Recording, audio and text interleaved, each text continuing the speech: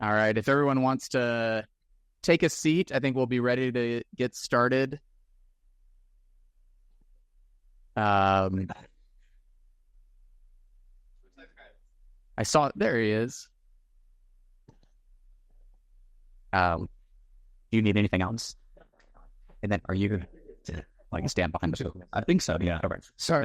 Oh, no problem. I came here half an hour earlier then. No, I saw you out there. I was like, fun? No. Just I don't think I'm going to be that night. Perfect. Yeah. We have in-person video. Oh, really? It's terrible then. And she gave like a great on Zoom. She came out front. All right. So just as we get started, one announcement. So the Mount Zion Health Fund, they had awards for residents, and Dr. Sarah Stroud was one of the 4 recipients of that for providing excellent care at Mount Zion. So Sarah's at home on maternity leave, but congrats to Sarah on great achievement. And then for today, we have one of our faculty members, Dr. Kevin Wong, and he's going to speak to us about degenerative cervical myelopathy. And for an introduction, turn it over to Dr. Tate. So this is going to be short and sweet. Kevin, we are so happy to have you. Kevin started 1 year ago, and he is our main person at Marin General Hospital and is spearheading our spine service at Marin Health, and in combination with UCSF Health. He is the co-director of the spine service over at Marin General, and is building up a practice of minimally invasive surgery, which is his passion and his research passion as well. He's going to be talking to us about degenerative cervical myelopathy, the state of the art, and look forward to learning some stuff from you. All right. Thanks for the nice introduction, Drew and Bobby. I'm very excited to be here. It's been a few years since I've been up at the podium as a chief presenting Grand Round, so I'm very happy to be here. It's I think the 10-year anniversary of me showing up here at UC as a medical student, as a visiting medical student a long time ago, sitting in the back and trying to avoid eye contact. Okay. So today we're going to talk about a clinical interest of mine, degenerative cervical myelopathy. I'm going to review a little bit about where we've been and where we're going in its treatment. I have no relevant disclosures. We'll start with a little bit of an introduction of the pathology. We'll talk about diagnosis and treatment and the evidence underpinning that. And then we'll review modern management options and talk about future directions as well. Degenerative cervical myelopathy arises from age-related multifactorial structural changes that are seen in the cervical spine that can lead to static or dynamic spinal cord compression. It's the number one cause of spinal cord dysfunction in adults worldwide.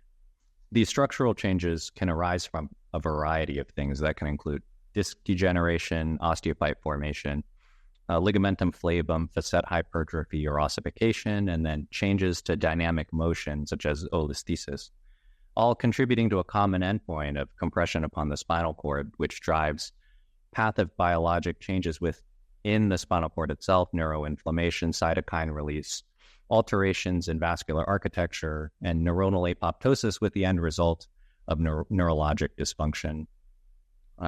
Degenerative myelopathy has a major impact in quality of life scores for patients. Research done here at UCSF has shown that, on global function testing, patients with moderate or severe myelopathy have diminished physical and mental function scores equivalent to other severe disease states, diabetes, heart disease, cancer, and hip and knee arthritis. Epidemiology, incidence estimates vary quite widely. Looking at hospital admissions and coding, it seems to be somewhere in the range of 2 to 8 patients per 100,000 each year. Peak incidence tends to happen somewhere between 50 and 70 and is seen more commonly in men than in women. It seems that myelopathy is likely underdiagnosed in the general population. When they do cross-sectional studies looking at the incidence of asymptomatic spinal cord compression in large populations, we tend to derive a number somewhere between 20 and 40% in patients older than 60 will have some degree of asymptomatic spinal cord compression. And when these patients are followed over time, they tend to progress to symptomatology somewhere in the rate of 0.5 to 1.5% within each cohort, which would predict an incidence significantly higher, 10 or 20 times higher than what we actually see.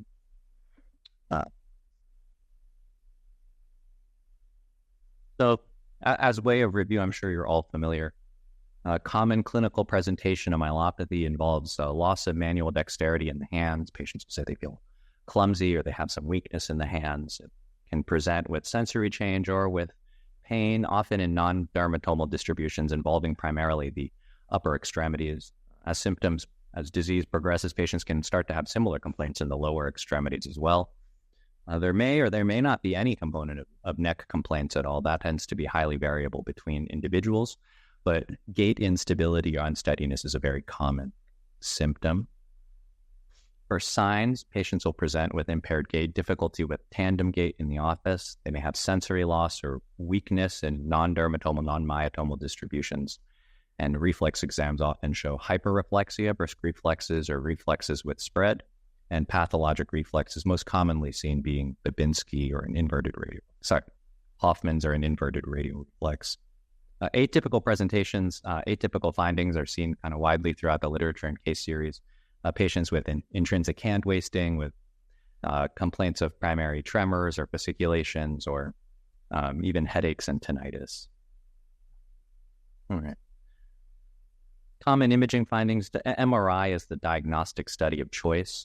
It allows excellent visualization of the neurologic structures of the CSF space, of contributing anatomic structures to cord compression. It allows for excellent visualization of the cord parenchyma itself. Here are examples of different types of myelopathic findings commonly seen in patients. And then here we can see common cord changes that are seen as well, both on T2 and T1 signals. So I'll stop here and give a little summary. Cervical myelopathy, common disorder of the spinal cord, frequently underdiagnosed. Symptoms present as clumsiness in the hands, sensory change in the hands, pain or weakness, and balance difficulties. I'd like to move on to talk a little bit about the natural history of this disorder. So the literature surrounding the natural history of myelopathy goes back into the early to mid-1950s. This paper is likely the most cited about it. This is Clark and Robinson's paper describing 112 cases of myelopathy. And this is the origin from whence we talk about myelopathy presenting in this stair-step type manner. So here, this is the first time when they talk about this stepwise decline, and the authors suggest that over long periods of time, about 75% of patients will experience a stepwise decline in their overall symptomatology. And that 75% will have progressive worsening, with only 25% of people experiencing an arrest in progression or static symptoms. Even from the beginning, this concept was fairly widely debated. Lees and Turner published this paper in 1963, a few years after Clark and Robinson, that argued that the course of disease was generally benign and non-progressive. And in this chart that they published, that they highlight symptomatic periods as these dark black lines, and the open white space represents periods of static symptomatology. And Nurek himself also argued that, the course of cervical myelopathy tends to be non-progressive and relatively benign, despite leaving patients at times with permanent symptomatology. This debate went on for many years, with quite a bit of heterogeneous literature coming together to try and help us determine what's going to happen with patients once they start to present with symptoms. And the most recent, or the most widely cited recent work, is this 2013 meta-analysis. And the takeaway for many of us was that patients have a risk of symptomatic deterioration once they present with myelopathic symptoms of somewhere between 25 and 62%, which from my perspective, quite a wide range, over a 3 to a 6.5 year period, and that patients initially treated non-operatively have a risk somewhere between 4 and 40% of progressing to surgery over the same time period. Authors attributed this high variability to significant variations in the definition of neurologic decline, which was often left up to the treating provider, and also indications for surgical intervention.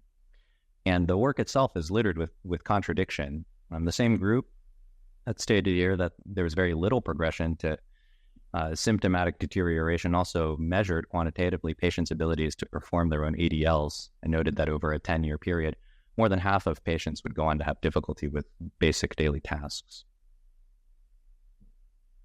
So this has been investigated further on, trying to standardize our assessments of neurologic progression.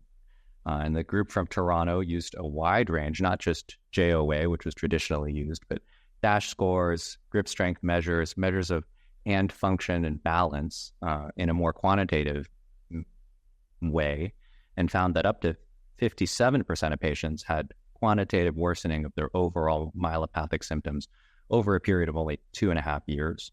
The figure on the right side shows these measures as they tested and the associated analytics. And the figure on the right shows assessed survival being defined as no progression of neurologic symptoms over a 60-month period. Many efforts have been made to try and synthesize this into data that could be used by our patients when trying to counsel them on the risk of neurologic progression from myelopathic symptoms. This is, again, a publication from the group in Toronto where they put together progression-free survival scores based on available literature and patient severity of symptoms on presentation. And so the blue spectrum and the blue dotted lines represents the probability of disease-free survival from neurologic symptoms for patients that present with only mild or minimal overall symptoms, and that was defined as JOA score greater than 14. And the red line below that represents disease-free progression in patients that presented with moderate or severe disease. And they postulated that initial presenting severity of myelopathy was the number one predictor of later progression, and that patients with mild symptoms would progress only at a rate somewhere between 10 and 15%, but that patients with moderate or severe disease progress at a rate closer to 50% in the near term. Okay, so trying to bring this all together, again, myelopathy, common disorder of the spinal cord, frequently underdiagnosed, symptoms of clumsiness in the hands or the feet, and evidence on natural history is quite heterogeneous, but symptoms seem somewhere between steadily deteriorating and generally stable over long time spans, but individual prognostication is still very challenging. Okay. So I included this slide because I wanted to talk about it, not because it makes a lot of sense in the context of the presentation, but we're going to do it anyway. So depending on who and what you read, cervical spine surgery in the United States started almost 100 years ago with, the first traditional case being performed in New York around 1925 by this gentleman, Charles Ellsberg, who looks to me alarmingly like Joe Patterson. And he did a C5 to 7 posterior laminectomy for a disc excision. No comments on how the patients did. In the years that followed, there was a proliferation of posteriorly based surgery to treat degenerative spinal pathology. And this is what it looked like back then. This is Clark and Robinson, their surgical colleagues showed this. And it would be a long laminectomy. It would be intentional opening of the dura, isolation of the individual nerve roots, dissection the denticulate ligaments, which attach the spinal cord to the anterior and the posterior roots into the dural edge. And this was done in part because there was some concern that tethering of the spinal cord itself could contribute to compression, but also that in order to reach anterior pathology at the time, the spinal cord would need to be moved over to the side. And this allows for some motion of the spinal cord. And as I was preparing this talk, there was an alarming number of case studies talking about osteophyte excision, central disc herniation excision being done around a spinal cord. It's not something that we commonly do at this point. But thankfully, we moved forward. So in 1955, Clark and Robinson described what most of us think of as a modern ACDF approach. And at the same time, independently, Ralph Cloward described his procedure with the dowel. And the field rapidly moved away from opening the dura to access and pulling the spinal cord aside to access the disc towards anteriorly based procedures, and patients benefited from this. It wasn't until, this was around the same time, so this was like 1958 when Cloward described his technique. And then in the 1960s, there was a development of lateral approaches to the spine, which I don't know if anyone here in the room ever did, retrocarotid approaches, direct lateral approaches to the cervical spine, which has subsequently fallen out of favor. The diagram in the bottom right, this is Hirabayashi's paper from 1977 of what is now considered a modern laminoplasty. Right? Laminoplasty first described in Japan in the early 1970s, went through a long series of iterative improvements before we settled on what we still do today for the most part, not with suture anchors or now with some hardware. It didn't come to the United States until the early 1980s. And it wasn't until, turn of the millennium, around the 2000s, that Atul Goel and Jürgen Harms described what we think of as modern segmental instrumentation. And Goel described a segmental screw placement, but they didn't have pedicle screws and rods, multi-axial screws at that time. So he had to place them through a plate, which takes quite a bit of skill. And then here we have Jürgen Harms's pedicle screw and rod instrumentation, which is what we do today. It should look like what you're used to seeing today, I'd hope. Okay. It becomes a little relevant as we move on. All right. So there's a single prospective randomized control trial comparing operative and non-operative treatment of degenerative cervical myelopathy. It was a study of, at its maximum, 32 patients in each group. It was performed in the Czech Republic, and patients started enrolling in 1993.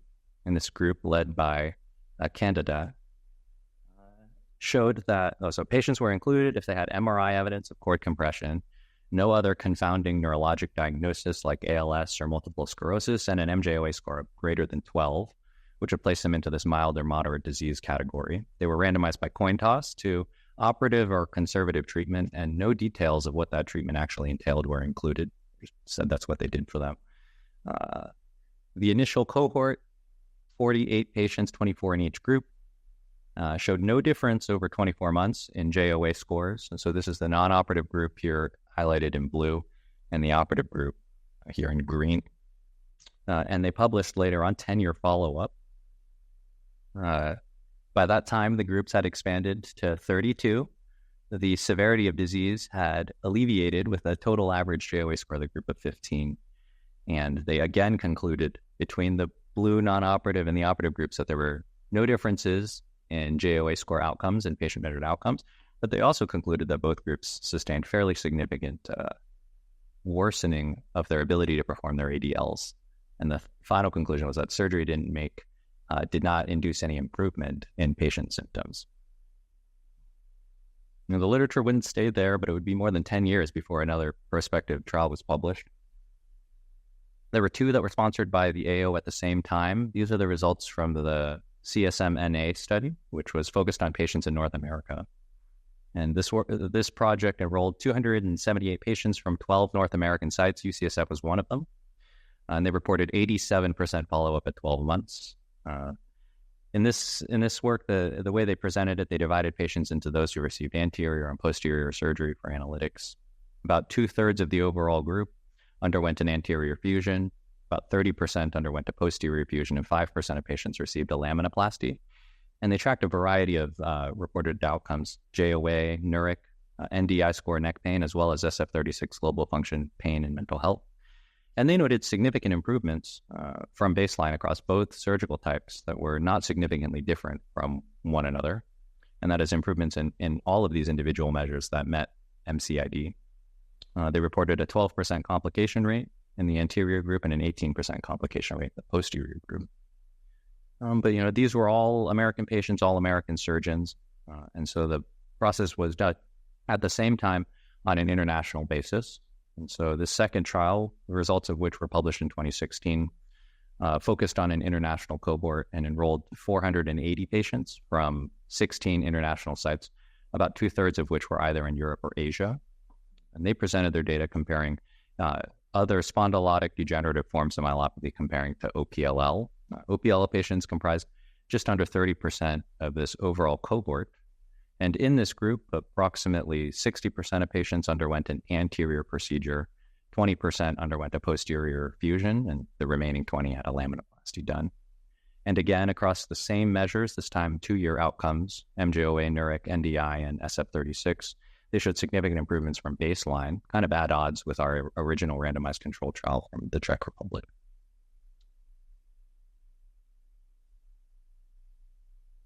And this is the latest. This is the latest prospective study that we have. This is from Zohair Gogawala at the Leahy Clinic. It was published during my time in Boston. Again, UCSF was an enrolling site for it. as a prospective randomized trial comparing patients to ventral or dorsal surgery in the treatment of multi-level degenerative myelopathy. 163 patients were randomized, 63 getting a ventral surgery and 100 receiving a dorsal approach. And the specifics of each surgery was left up to the treating surgeon, but the patients either received from the front some combination or one or the other of an anterior cervical discectomy infusion or a cervical corpectomy, and posteriorly either a laminectomy infusion or a laminoplasty. And I like how they presented this data. It's an interesting way of looking at it. Primary outcome for the study was SF36 physical function component scores, and change against baseline is shown here in the graph, the right of the left of the screen, with patients' initial states outlined as the solid line climbing to the peak, and changes being represented by the histogram bars, the vertical bars, for each of the individual patients from the study. And absolute changes are shown here on the right side between dorsal and ventral surgery over the same time period, showing improvements in SF36 physical component scores. There's an interesting note that was made in the study. Not every surgeon, 24 out of the 24 enrolling surgeons, only 8 regularly performed laminoplasty, and they were encouraged to do so if they felt that it would be appropriate for patients. And they noted improved physical component scores at 1 and 2 years in patients that had undergone laminoplasty as opposed to laminectomy infusion. Complication rates between the procedures differed quite significantly, almost 50% for anterior procedures, though they included dysphagia as a complication, 30% for dorsal fusion, and 11% for laminoplasty. So we're going to keep going back to the slide. We're going to keep adding to it. Myelopathy, common disorder of the spinal cord, symptoms of clumsiness, balance difficulty. Natural history is quite heterogeneous, but probably trends towards symptomatic worsening over long time spans. And surgery can improve both neurologic and global function outcome scores in patients with neurologic symptoms. So that kind of brings us to this discussion of what modern management of degenerative myelopathy looks like. This is a diagram that I borrowed from Donnelly et al. That was published for Family Practitioners Journal of American Family Practice. And it provides a nice outline for how we think about diagnosing and treating myelopathy, looking at the residents. So of course, all of this starts with a patient history and a physical exam, and patients that report neurologic symptoms potentially suspicious of myelopathy should kind of be divided into this cohort where they seem to be relatively high probability or relatively low probability. And in patients where there's a real concern for these types of symptoms, they should have some type of imaging screening. Plain X-rays can show general spondylolytic changes that increase or decrease the suspicion of disease, but they certainly would miss any soft tissue disease. So really the study of choice would be an MRI. And patients with concerning MRI findings should be referred to a spine surgeon for evaluation. And patients without compression visualized on MRI should be referred to a neurologist. And among those patients that do have spondylotic myelopathy or do have symptoms of myelopathy, treatment has generally been divided based on JOA scores. And patients with moderate, severe symptoms are generally recommended surgical intervention based on the data that I just reviewed. And patients with mild symptoms or patients seen as asymptomatic with risk factors, and the risk factor that has the most support in the literature right now seems to be radiculopathy, get a discussion. And there's some equipoise on what appropriate treatment is in that situation. So talk about surgical intervention, talk about structured rehabilitation, and patient education is a large component to this as far as symptom surveillance. And a large proportion of these patients will have actually isolated cord compression without any symptoms of myelopathy. And for those patients, the general recommendation is education and clinical follow-up.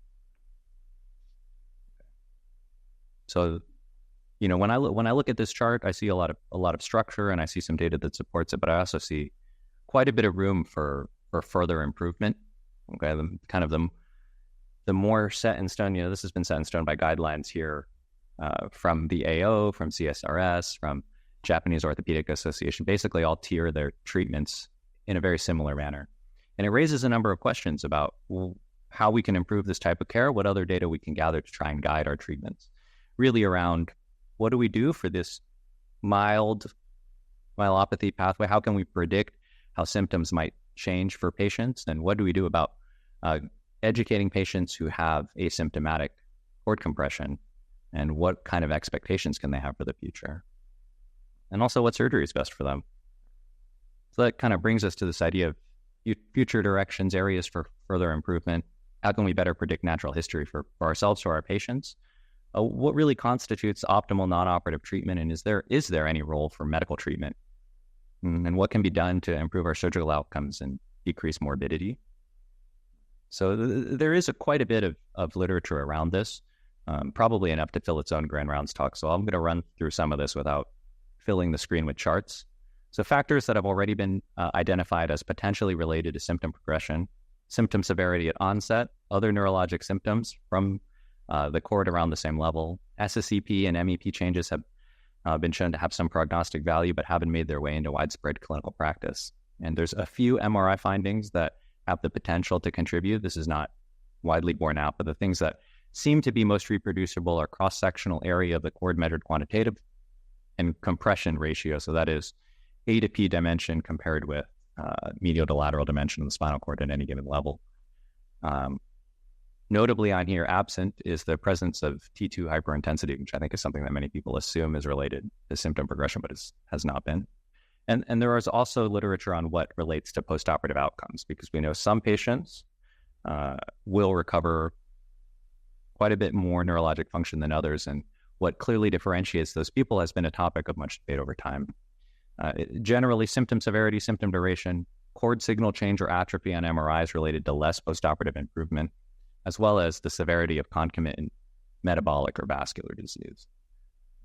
But can we build on that? Are there things that we can build on that? It seems like the next step, and this has been in the workflow now for almost 10 years, is DTI MRIs. Okay, so diffusion-weighted MRIs have been associated in some studies with both preoperative severity of clinical symptoms as well as postoperative recovery. In particular, this fractional anisotropy.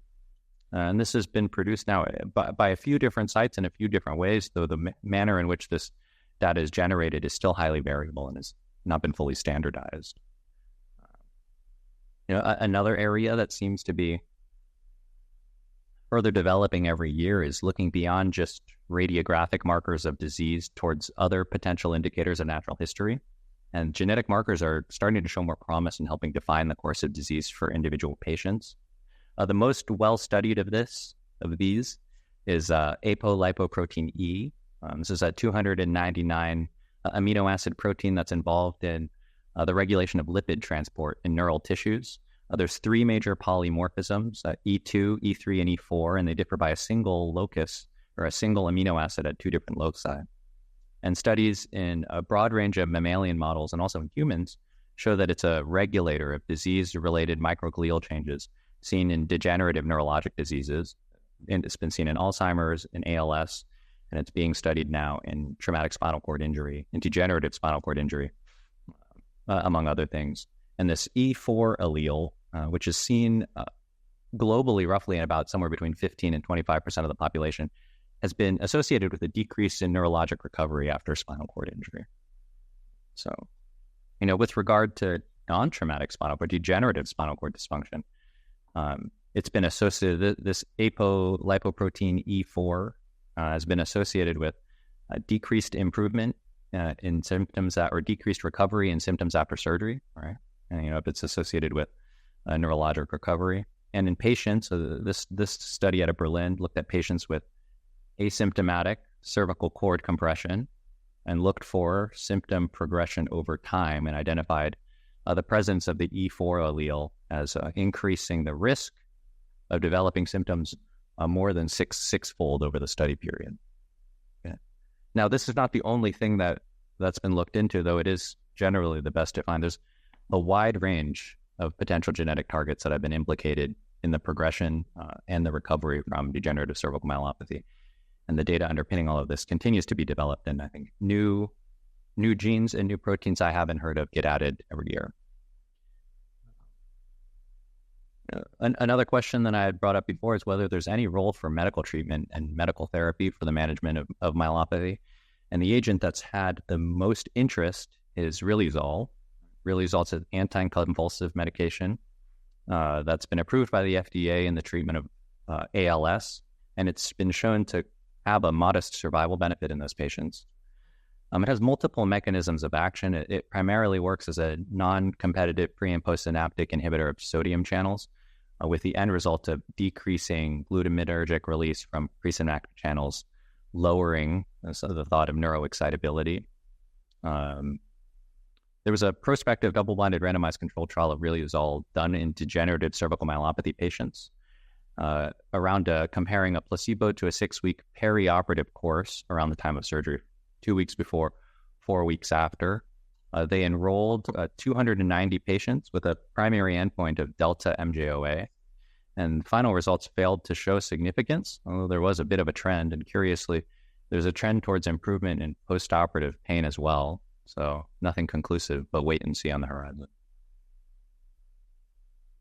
And then I think we're going to get a little bit more towards, my personal interest here, my favorite thing to talk about, which is improving surgical outcomes for our patients. And so, in the clinic, I tell my patients there's really 4 things that we do with surgery to treat these types of degenerative changes, and it boils down to something pretty similar. We do surgery through the front of the neck or through the back of the neck, anterior or posterior approaches.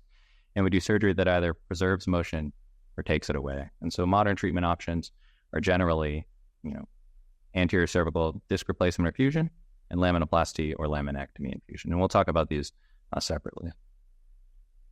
So again, one slide for something that really could be a whole talk in and of itself. I'm going to try and move through this in a timely manner. Optimizations for anterior surgery, in particular, the conversation that's been going on over the last 10 or 15 years, has focused on decreasing morbidity for patients after surgery, and the primary identified problems being dysphagia, pseudoarthrosis, adjacent segment disease, and to a lesser extent, surgical invasiveness for anterior procedures. And, changes that have been made, improvements that have been made in practice are application of steroids for dysphagia, improving operative techniques, low-profile implants or zero-profile implants for ACDFs. For pseudoarthrosis, implant materials have certainly improved. This is an area of constant improvement, as well as the use of orthobiologics or fusion adjuncts. Cervical disc arthroplasty really intended to help improve adjacent segment disease, and depending on who you talk to, that may still be an area of debate. And hybrid procedures, something fusion disc replacement constructs are becoming more prevalent. And as always, people will continue to push the limit of decreasing morbidity of surgery. And there are people doing endoscopic ACDFs. There are people that are doing motion-preserving corpectomy to try and help patients recover from surgery. And then for posterior surgery, the same conversation is happening, but with different things in mind. So issues that really come up with posterior surgery, high rates of C5 palsy, up to 10% in posterior laminectomy and fusion patients. Neurologic worsening has been reported in the literature, more common after posterior surgery, somewhere between 1 in 7, 1 in 10%, depending on who you read. Wound complications are common. It's an area that has trouble healing. Postoperative pain, postoperative prolonged hospitalization for pain management. Motion preservation, not really a thing that you do if you're fusing someone, as well as medical complications, which have been shown to be quite a bit higher with posteriorly based approaches as opposed to anterior ones. What are we doing about these things? What can we try to do about them? There's been a long conversation about the role of prophylactic foraminotomy or C5 palsy prevention, and the jury is still out on that. The general recommendations around how we position and tape our patients during surgery and the use of intraoperative neuromonitoring have been shown to help improve outcomes. Likewise, neurologic worsening, we talk about intraoperative monitoring, we talk about delicate surgical technique, meticulous surgical technique. These steroids are around the time of surgery. For wound complications, we talk about optimizing our patient selection, using prophylactic antibiotics. Postoperative pain is being managed through ERAS protocols, multimodal pain protocols, pain contracts with patients, setting patient expectations. We have laminectomy or laminoplasty as motion-preserving options, and we really need to focus on preoperative optimization to help manage our medical comorbidities after surgery. But I would actually suggest that there's another optimization for posterior surgery that's not commonly being used or is in a way that people don't quite realize, and that would actually be laminoplasty. All right, so if the goal is to ameliorate the list of morbidities from the left-hand column, laminoplasty is already a relatively widely done procedure that actually addresses almost all of these issues. It's probably still being underutilized as a tool in our armamentarium.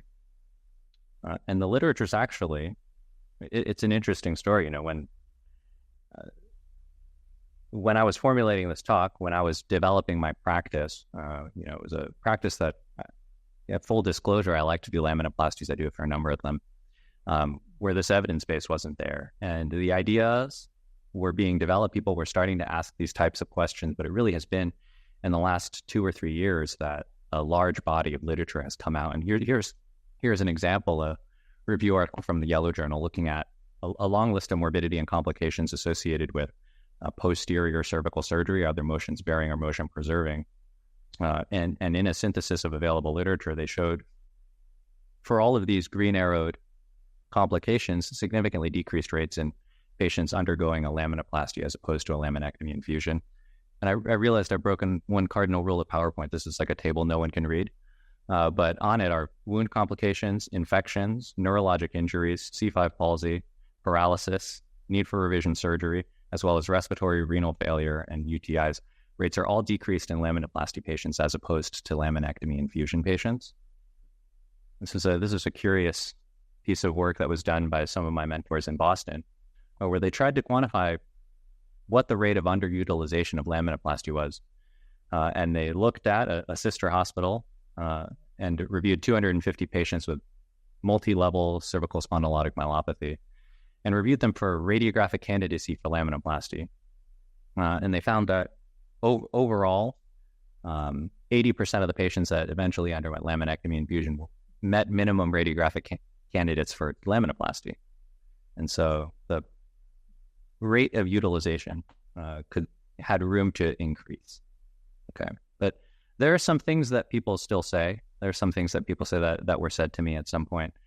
You can't use it in all. The laminoplasty is a very selective. You have to be extremely selective, and most people won't meet these criteria. And so we'll say things like, it doesn't work in patients that have facet disease because they have neck pain, and you're going to leave it there, and you're going to cause more problems down the line.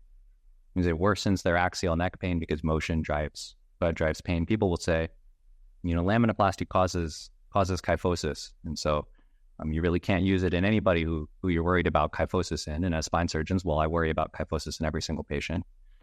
And motion can worsen spinal cord injury. If you have stenosis, even after decompression, motion is an quote irritant, and it can worsen your outcomes afterwards. And there's actually relatively robust literature at this point that kind of refutes all of these ideas. All right, so there have been a series of very heterogeneous trials coming out of Japan, talking about less invasive posterior cervical spine, and this is a comparison of 4 different studies comparing in the blue procedures that attempted to spare some type of musculature. And so this primarily is referring to semi-spinalis cervicis attachments onto the large spinous process of C2, or alternatively, large muscle attachments from the trapezius and from the spinal rotators onto C7. And the theory by the authors was that preserving these muscles attachments would decrease axial neck pain afterwards, okay? And the bars represent delta axial neck pain compared to pre-op, showed that muscle preservation decreases axial neck pain across kind of a wide range of individual procedures and techniques. They asked the question of whether or not laminoplasty or laminectomy infusion really worsen or change radiographic outcomes for patients. And, over large enough groups, it seems that laminoplasty and laminectomy infusion result in very similar clinical improvements and, curiously, very similar amounts of loss of lordosis. And, is neck pain a contraindication to performing laminoplasty? When subdividing patients with preoperative neck pain into mild, moderate, and severe, patients with moderate or severe axial neck pain complaints preoperatively are able to achieve similar postoperative patient-reported outcomes at 6 months and a year compared to patients with mild or minimal complaints. And, as we keep looking, the literature continues to build that laminoplasty may just be a minimally invasive version of a laminectomy infusion for properly selected patients. And this work from Neurospine really compares, it was 3 prospective and 8 retrospective studies trying to compare fusion patients with laminoplasty patients, and continuously reported these types of improved patient-reported outcomes and decreased postoperative complications from laminoplasty, as well as less postoperative pain, shorter hospitalization.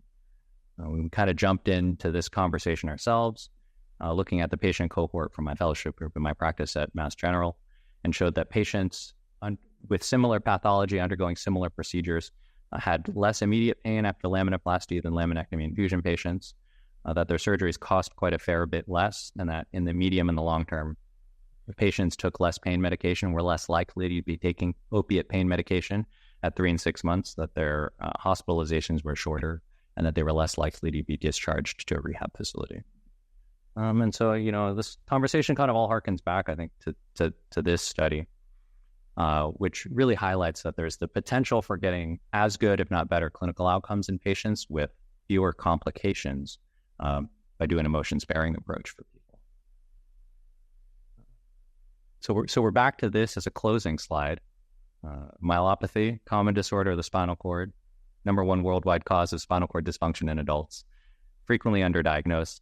Symptoms are dexterity loss, non-dermatomal pain, weakness, sensory change, balance difficulty. The evidence on natural history is heterogeneous, but generally points to either stable or deteriorating symptoms over time. Surgery provides us with the opportunity to improve global pain function as well as neurologic function, and future developments really show quite a bit of promise in identifying individual risk profiles for patients, medical therapy for neuroprotection, and providing more effective and less invasive surgical treatments for our patients. Thank you.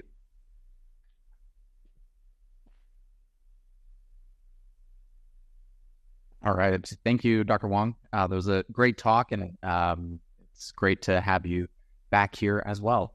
I think we have some time for comments and discussion. See Dr. O'Neill and Dr. Lutz. Kevin, great. That was great. Thanks. On the algorithm you showed for patients with mild symptoms, one of the recommendations was for education.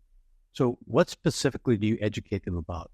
And I'll just preface this a little bit by saying a lot of patients, when they hear that they have, spinal stenosis on their MRI scan, they freak out. They say, I'm going to get paralyzed. And sometimes that is, that type of thinking is encouraged sometimes by the recommendations they receive. So what specifically you tell them about activities, things they have to avoid, what their chance of progression is, et cetera?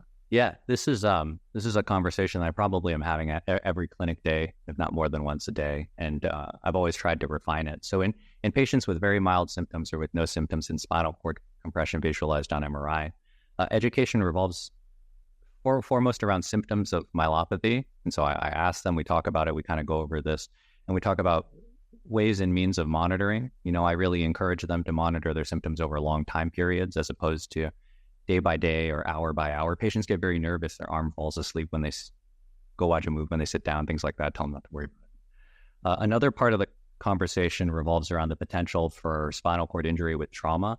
And there is a body of literature around this that estimates that there's an increased rate of severe neurologic injury or paralysis with head and neck trauma.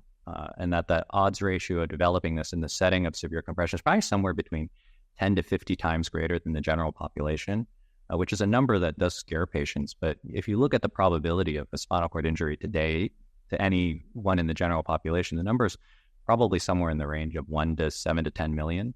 And so even if you increase those odds by 100, this is still something that is highly improbable. I do tell those patients, I do restrict those patients from any activities that preclude them to a high risk of that type of trauma.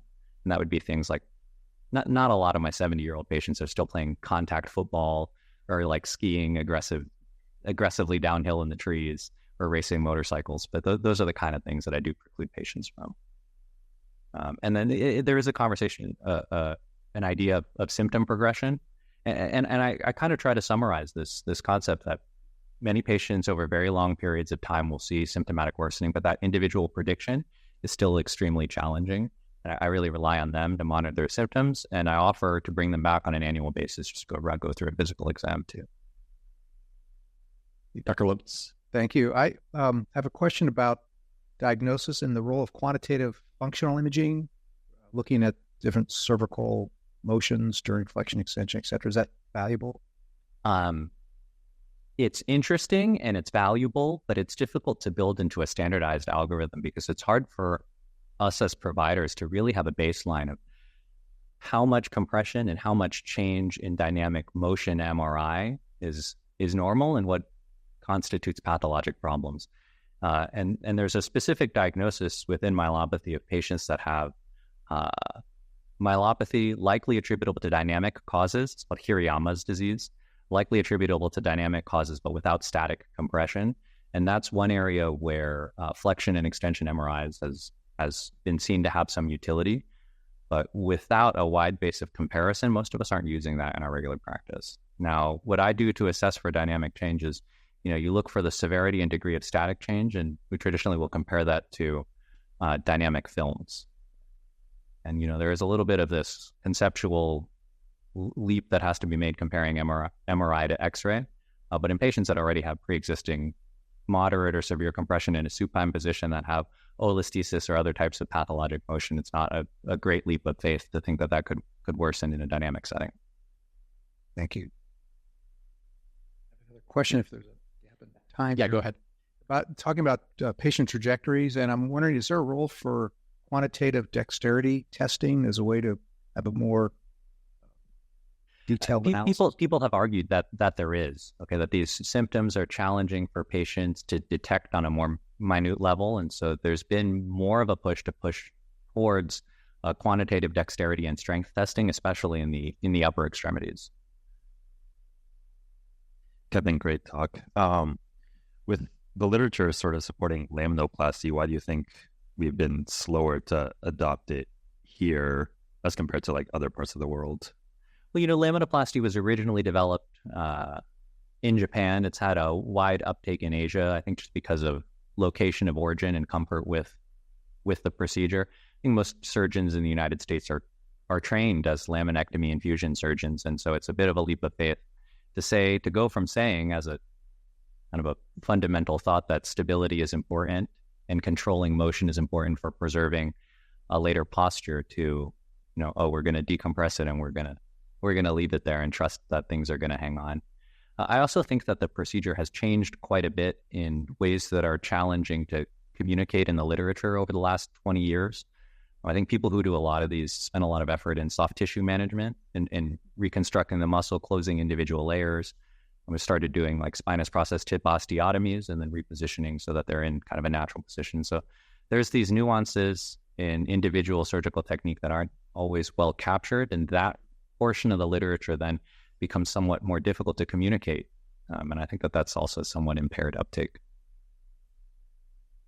Then Dr. Bervin had a question about the role for diffusion-weighted MRI in evaluation. Is that something clinically that's useful?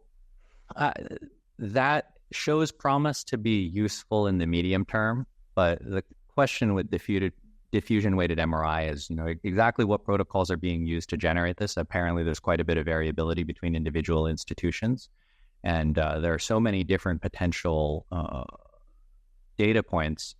Dividing signal from noise is not something that's been done in a widely reproducible manner yet. Other thoughts? Dr. Ma? Hey, Kevin, great job over there. Bring me memories of my days in residency, like doing spine surgery. I'm kind of intrigued with the genetic predisposition for cervical diseases. And is that just for development of the condition, and also does it change prognosis? And are there any ways that it's modifiable moving forward? That in that arena. Yeah. No, this is a very interesting and exciting part of spinal cord injury, either traumatic or degenerative.